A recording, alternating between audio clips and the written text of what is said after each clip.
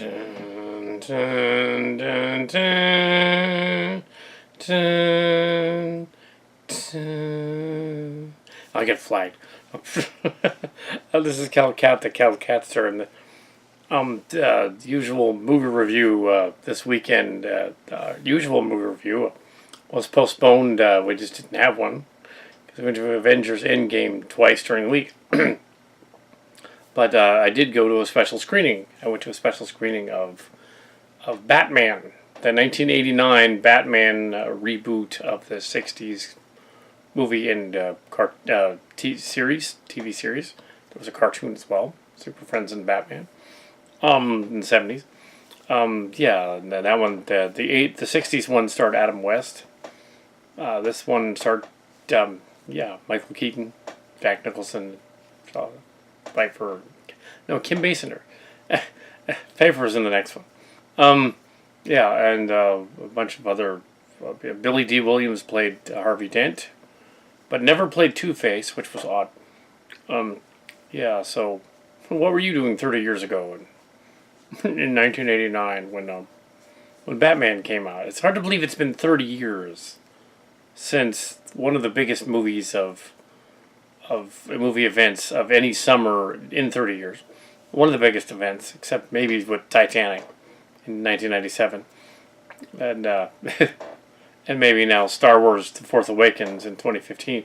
Batman, 1989. It was several months before Back to the Future 3 was going to come out. It was a summer where I went on a Disneyland trip with the Cantrells. You guys got to look me up because we'll do another one.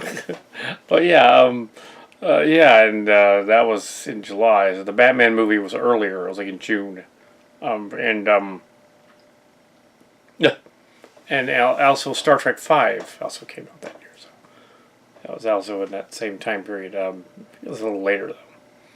So yeah, the Batman movie was Tim Burton's, who had just directed Beetlejuice earlier than that.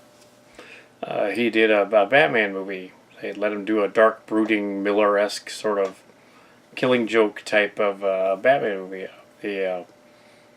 I'm sure everybody on the planet has seen it by now, so no spoilers. This is based on the Blu-ray one from a month ago that they put out. So it's the Blu-ray pretty much with the commentary at the beginning by the producer, but not Tim Burton. It was a producer and the historian guy. And I think it has stories in it. I know that it also has Eddie, who went on to be a church worship guy at our church. Eddie was one of Prince's background saxophone people in this movie, which is really cool. There's not very many saxophone riffs in the movie, actually, from the Prince stuff, but there's a few here and there. There's a couple of Prince songs there. There was an infamous blooper in the movie that in this version they dubbed over Where, so that they fixed it. In the theater version and the video cassette, when Batman goes to the art museum and to stop the Joker, and he flies off with Vicky Vale, Joker goes, "Where does he get this wonderful toys?" But in the theatrical version and the DVD from 15 years ago, and I have that box set. He says, "Does he get those wonderful toys?" He doesn't say where. This version, they dubbed in somebody that did not sound like Nicholson. "Where does he get those wonderful toys?" It's in there. Okay, they fixed it. But it did not sound like it was Jack Nicholson. This movie was definitely dated for its time. I noticed something right away that I didn't really notice in the earlier viewing 15 years ago or the other ones or the 30 years ago, that there's quite a lot of misogyny in it. The men are just kind of jerks in the movie, including Bruce Wayne, who one point, Vicky Vale's character is freaking out about like figuring out like who he is and whatever, and he basically tells her to shut up. It's messed up. Earlier, there's a scene in which the other reporter guy, who's her like assistant, is being jerky to her, but then he's trying to pick up on her. And there's this other like detective dude that's trying to pick up on her. They based Batman the Animated Series, which came out in '91 after this, and kind of toned that down because for kids, but excellent. Batman the Animated Series, it's an excellent series. You should watch that. The '90s Batman series is quite true to the mood of this movie. But yeah, the misogyny it's totally there, and it was like that in the '80s. Even in Ghostbusters 2, there was a little bit of that. And that came out in '89. But yeah, it's like so yeah, '89 was summer. '89 was something else. It also was the year I graduated from high school. And now you know how old I am. 48. Yeah, Kal Kat is middle-aged almost. But yeah, so yeah, I remember seeing this as a senior in high school and like just out of high school, a graduation thing. Back from it was before we went to Disneyland that we saw it. I think yeah, it was June that it came out. But yeah, the misogyny didn't occur to us. Just, guys were jerks back then. So yeah, we were high schoolers. I didn't notice it. Now I noticed it. I was like, oh my goodness, it's kind of messed up. It's like, wow, okay, like they're just being, yeah. I expected that stuff from the Joker, where he's being crazy, psychotic. Just the regular people down the street, Oh, that frantic woman, It's like, really? Well, I think she would be, because she's encountering a crazy clown prince bad guy and a dude that dresses like a bat.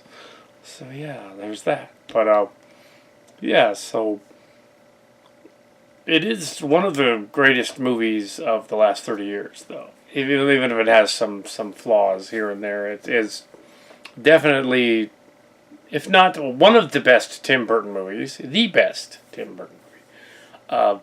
Next to maybe Pee-wee's Big Adventure, the first Pee-wee movie, Beetlejuice. His most recent Dumbo movie was not that good. It was just there. It didn't need to happen. He did not direct The Nightmare Before Christmas. He produced it. That's one of his other ones.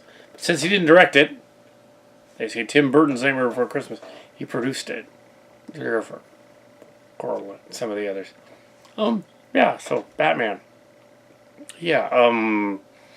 '89 Batman. They went on. He did a sequel, Batman Returns, which that's the one with Pfeiffer in it. She has a Catwoman. Yeah. So yeah, that one they toned down the misogyny a little. It was still there though. Danny DeVito making a French flipper trick joke. It was still a little bit there, but they toned it down a little bit. It's like 1991. Yeah. But yeah, I saw many making of documentaries and things on how they did all the models and sets. And when they blew it up for modern view screens to 1080 and above, you can really tell they're models. But they're quaint and nice modeled. The Batmobile rushing through the burning town is like, dun, dun, dun, dun, dun. It's very clearly like, or the most obvious model is the Batwing when it crashes, and it's like, and it's obviously like this big, and the set's like across the room like a table. It's like, but oh well. But still, it was fun to watch it. The audience enjoyed it profusely. There were some other YouTube critic people watching it, so they're actual more professional than me, and they were there. Yeah. So I think somebody from the church was there too, watching it. So yeah, Batman. Yeah, Batman. That's why I'm here. I'm here to watch Batman. Of course. Because, yeah. Dude. So, yeah, the Batman.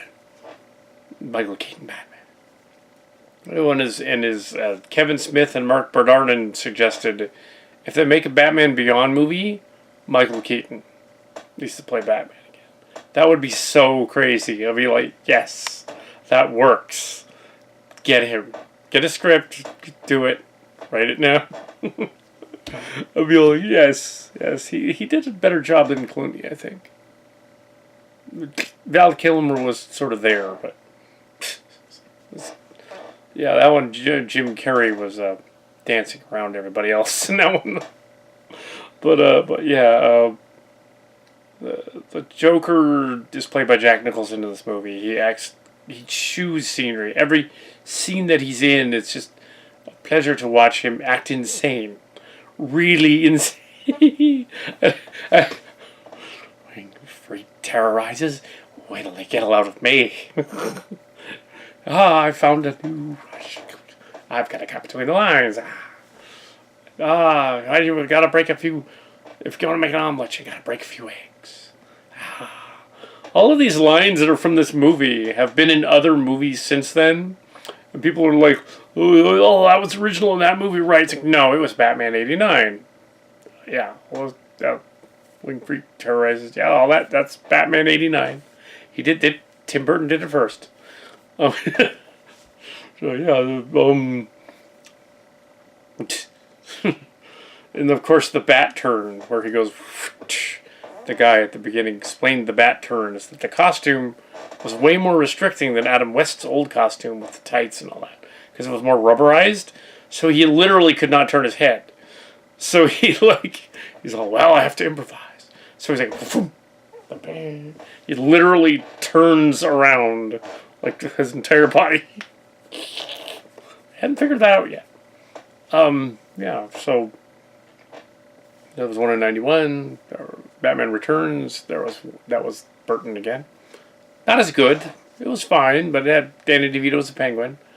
Yeah, and the Catwoman, of course, favor. But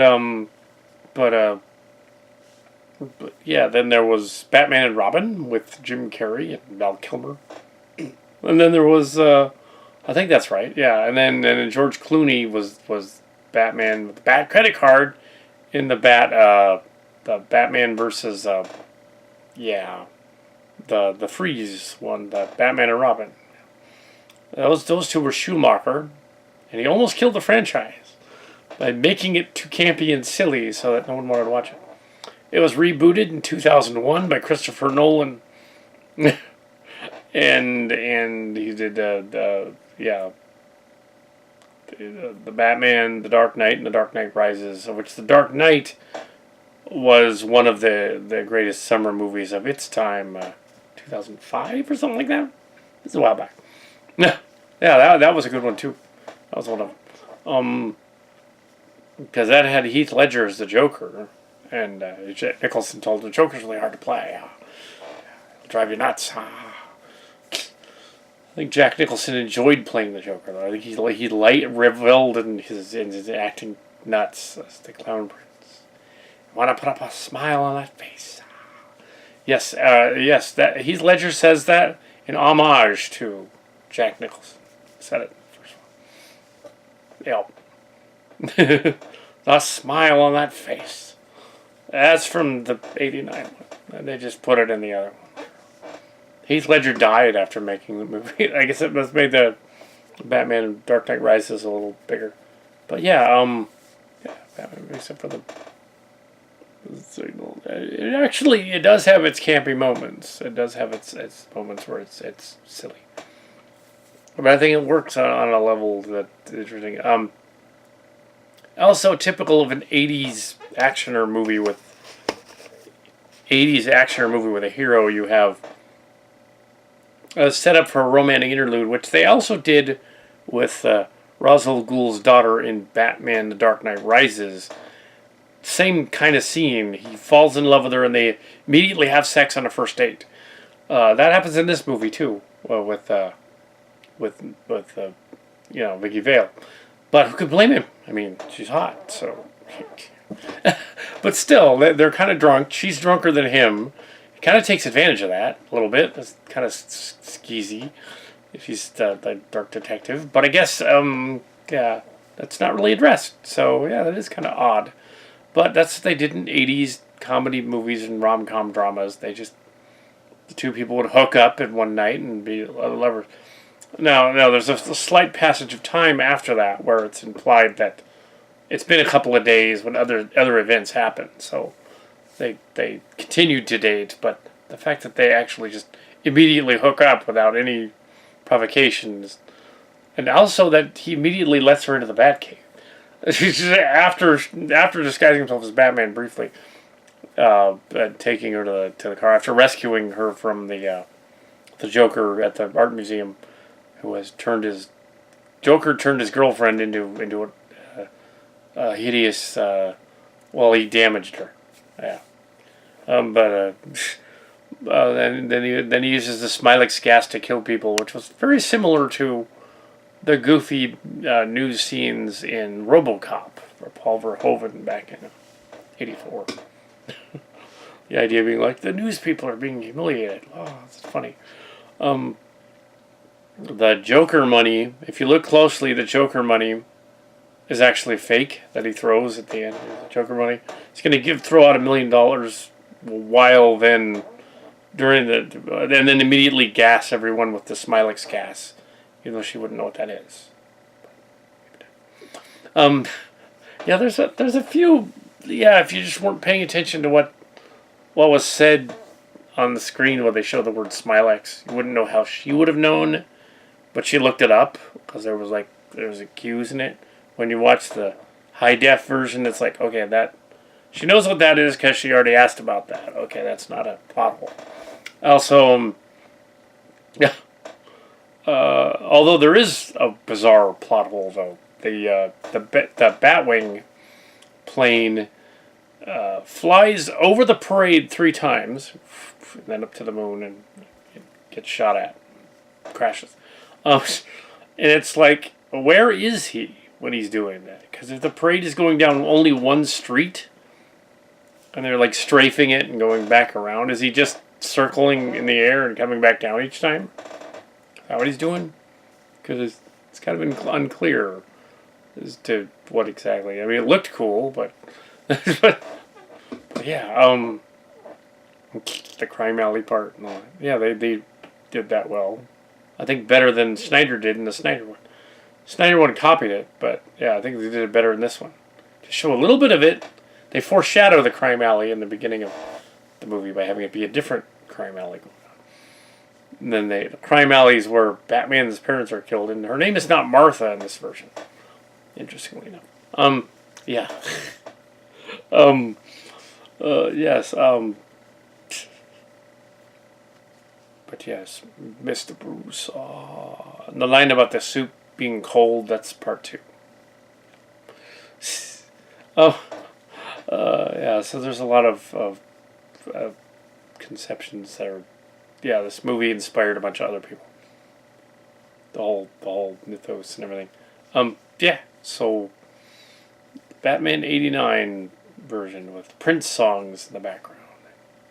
Bombastic music that was cribbed and done over by Danny Elfman, but it was actually symphony music that existed before then. It was used as the Danny Elfman music, which seemed to work really well, actually.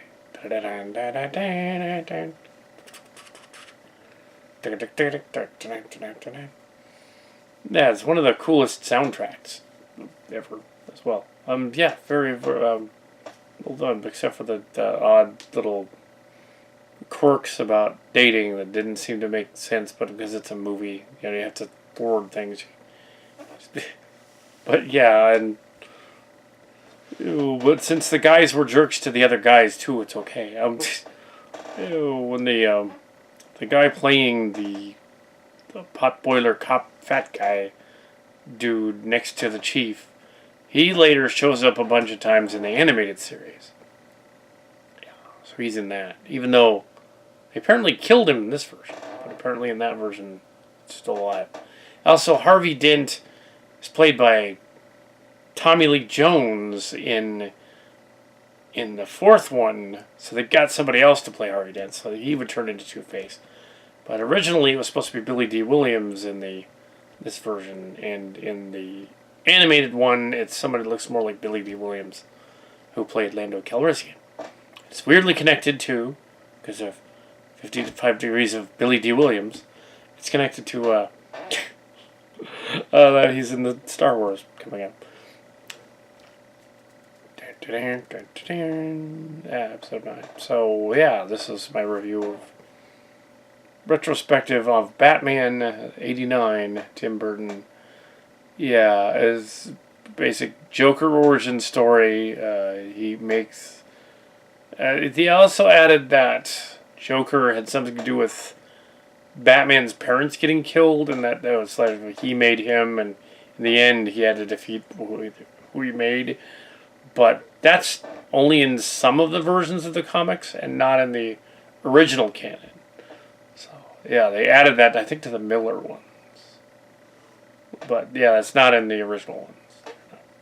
The Joker is not Jack Napier. That was later, but Burton was reading the Batman Returns and all that. They've been trying to make Batman Returns for the longest time. It was a classic comic book where there were two of them, Batman Returns and Begins, and The Dark Knight Returns is what it was, yeah. And they have remade them since. They've done a movie version that was called Batman v Superman, and they've done animated version called The Dark Knight Returns, which is actually pretty cool. Yeah, so the animated one's better. Yeah.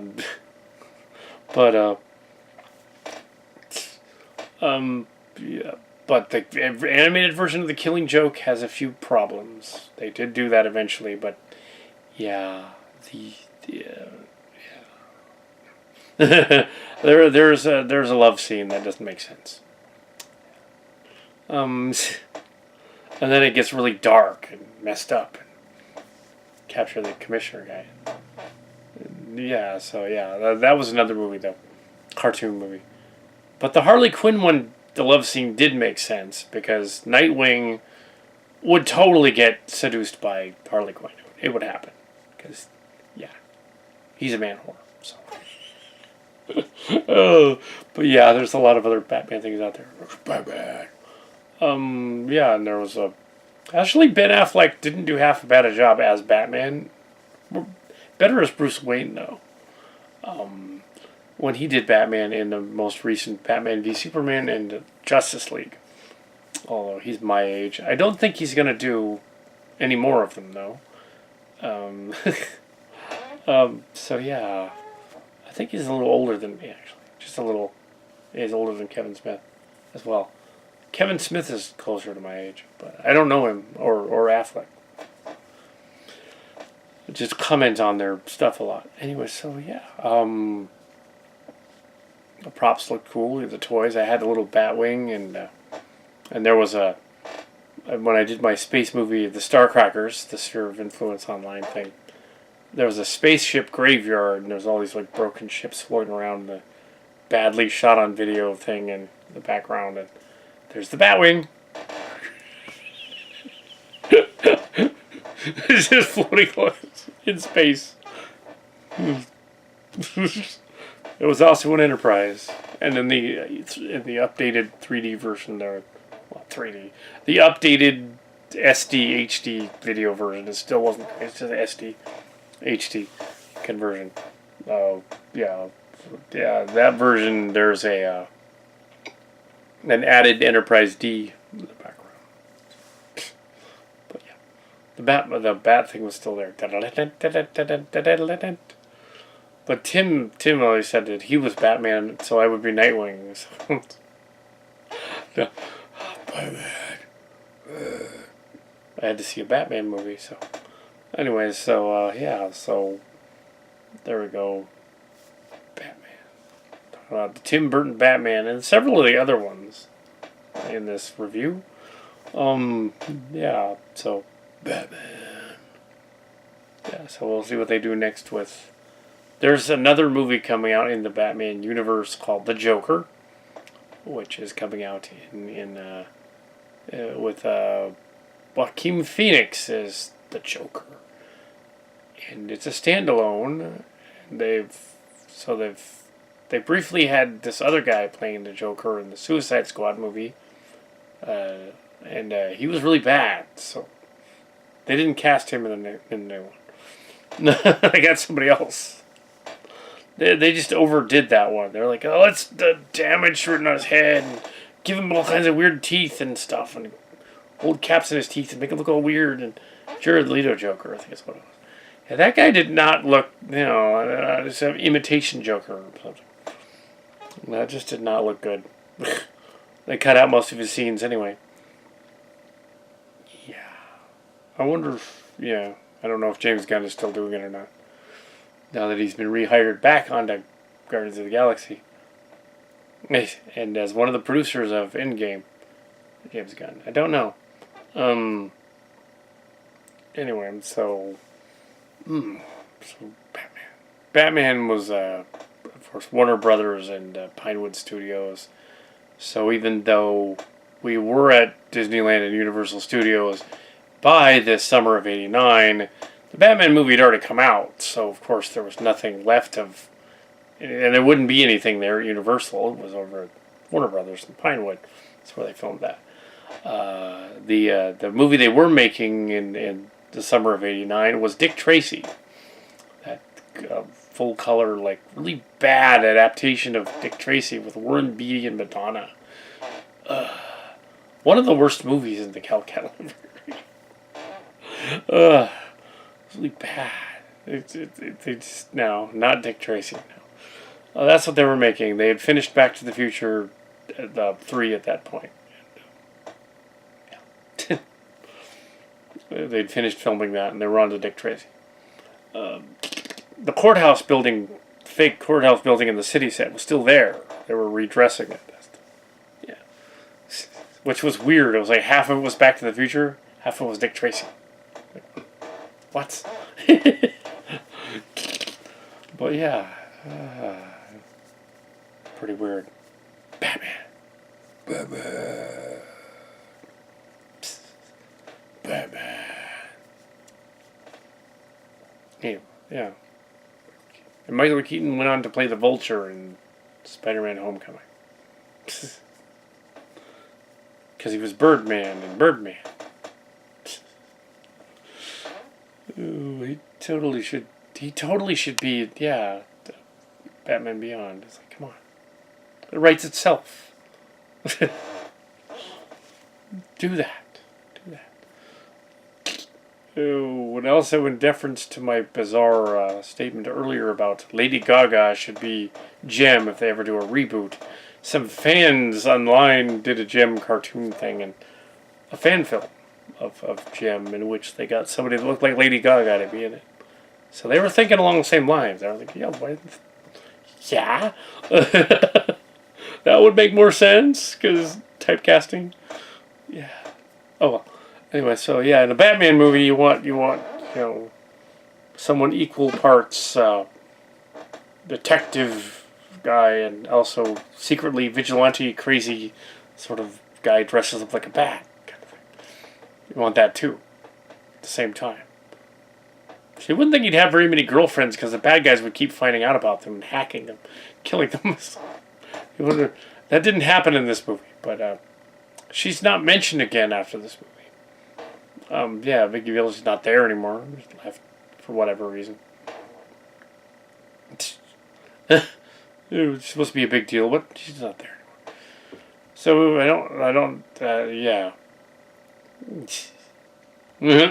Oh, it didn't last long, did it, Master Bruce?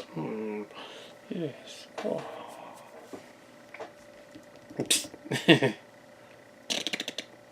Actually, the Alfred in the Snyder movies is too young. It's got to be an older guy. It just has to.